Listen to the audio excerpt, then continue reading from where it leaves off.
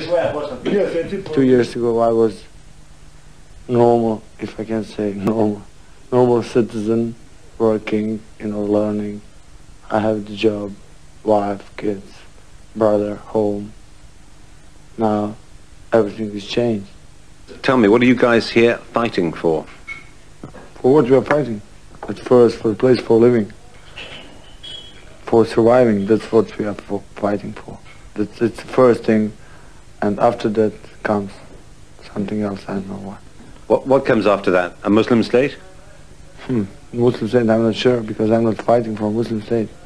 I'm fighting for a state, I can say the same as England or same as the French. I mean, state for the people who can live together without any difference. Do the experiences you've had over 2 years affect the way that you fight? We learn how to kill, yes. Not only the soldiers.